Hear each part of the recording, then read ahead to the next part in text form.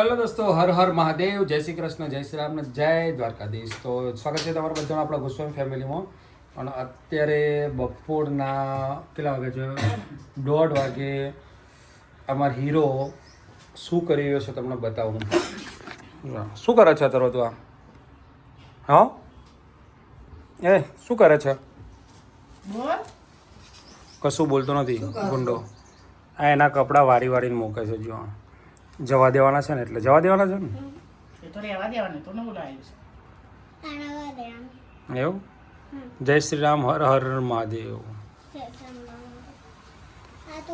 આ તો મને આપું હેલો બધાને, જય શ્રી કૃષ્ણ, જય શ્રી રામ, હર હર મહાદેવ, જય દ્વારકાધીશ ને જય અંબે. અંબે. સ્વાગત છે તમારા બધાનો વાચીરિયા ઘરમાં અને ગોસ્વામી ફેમિલી બ્લોગમાં. આજે બ્લોગની શરૂઆત છે ને મોડી થઈ જાય, કારણ કે થોડી દોડધામ છે. કાલે જવું છે બહાર, તો એની છે ને અત્યારે દોડધામ તૈયારી એવું ચાલી રહ્યું છે. આજે આખો દિવસ પેક છે, ગાડા તો ટાઈમ નહીં મળે. વ્લોગની શરૂઆત થઈ નથી અને રીલ તો એક બી બની નથી ને, આજે નહીં બને ને કાલે નહીં બને, કારણ કે કાલે આખો દિવસ ટ્રાવેલિંગ છે. એટલે અમે જઈ રહ્યા છીએ બહાર. ક્યાં જઈ રહ્યા છે એ તમને ત્યાં પહોંચ્યા પછી જ બતાવીશું. કપડા લેવા જઈએ છીએ. Okay okay. જય શ્રી કૃષ્ણ મમ્મી. બધાને જય શ્રી કૃષ્ણ, હર હર મહાદેવ, જય શ્રી રામ અને જય માતાજી. સ્વાગત છે તમારા બધાના અમારા ચિડિયા ઘરમાં અને અમારા ગોસ્વામી ફેમિલી બ્લોગમાં. તો જો આ બધાને બહાર કાઢી જવાનું છે ને, એટલે બધું તૈયારી કરવા માંડી છે. રાખવાનું. તૈયારી કરવા માંડ્યા છે બધા હો ઠેકાણા જોઈ છે. હો અને મમ્મીને પછી છેલ્લે આપણે મૂકી દઈશું મામાને ઘેર. તાન મારે તો સ્ત્રીઓને ક્યાં જવાનું છે? ચાલો તમે બધું જજ મને લઈને આવજો. બને અહીંયા રાખવાનું છે તો ઓકે. હા રેડો તાન. મારચો રવાન છે. એ મારચો રવાન છે. મારચો રવાન છે.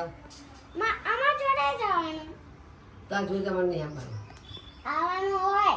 ના મારા કપડા લેવા તો આવવાનું હોય ને. કપડા લેવા પણ કાંઈ ગેમ ઉનાળો ના. હા ઘેર અમુક ઘેર રહી બરાબર. ચાલો બા ચાલુ તો ઉપર આ લોકો જતા ખરીદી કરવા માટે, તો કપડાની ખરીદી કરીને હા કપડાની ખરીદી કરવા જતા જો બધું લઈને આવ્યા છે. ત્યાં પેલા એક્સચેન્જ મેળામાં કહેતા ફેશન ફેક્ટરીમાં લાઈન એટલી બધી લાઈન નથી, 2-3 જણા જ કરતા. પણ મને જોર આવ્યું કે હું ઊભો ના રહ્યો. એક માસી જોડે કેવડો મોટો થેલો હતો ખબર છે ને? પેલો તાર મિલિટરીનો થેલો હતો ને, એવડો મોટો થેલો હતો. એટલો મોટો થેલો એટલે અંદર કપડાં કેટલા હવે પેલી એક એક કરીને ચેક કરીને મૂક. ત્યાં ઊંધી તો મારો અડધો કલાક બીજો જતો રહ્યો. એટલે પછી મેં કીધું કર્યા હતા નહીં જ મેરા આવો, એટલે પછી ના કર્યો. અમે તો આ લઈને આવતા રહ્યા. પછી મારો ખાલી એક જ શર્ટ ખાલી લીધો. શું કહેવું? બાકી હતો આમ ટાઈમ લઈને ગયા હોય તો મજા આવે એવું હતું. ટાઈમ લઈને ગયા તો સારું હતું, પણ ભૂલ થઈ જાય. હવે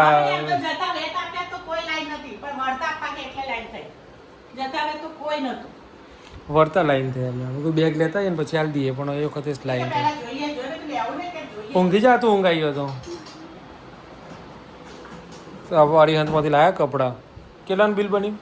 બની હશે જે કારણે કેટલાનું બન્યું હશે મમ્મી બની હશે. અંદાજે? સીધું નહીં બન્યું હમ બધા બની છે. ચલો અમે સાયલેન્ટ રાખીએ છીએ. બિલ કેટલાનું બન્યું અમે કહેતા નથી. હા હનુમાન દાદાની ગદા હોય રે. ચા પી લઈએ.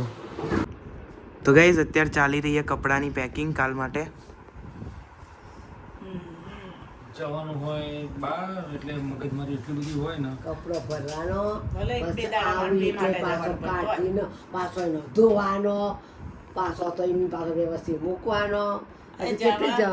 જવાનું તો એટલી તૈયારી થઈ જાય ને, આમ જવામાં થઈ તો જાય. હરખમાં થઈ જાય, પણ જઈને આવીને જે કરવાનું હોય ને એ એવું કાઠું પડે ને. થાકી જવાય. જવાનું બધાને ગમે છે, પણ આ કોમ જ જઈને આવીને પછી કરવાનું કાઠું પડે. તે પણ કાઠું પડતું જ નહીં જવાય એમ બકા. જવું તો પડે ને મમ્મી.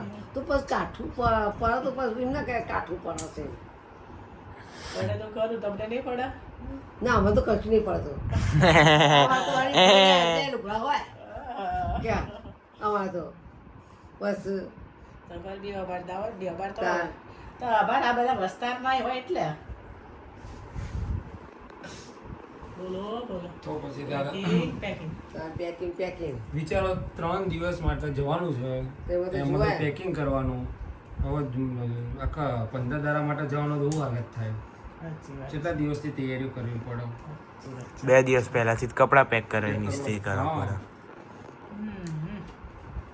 સહી પકડે.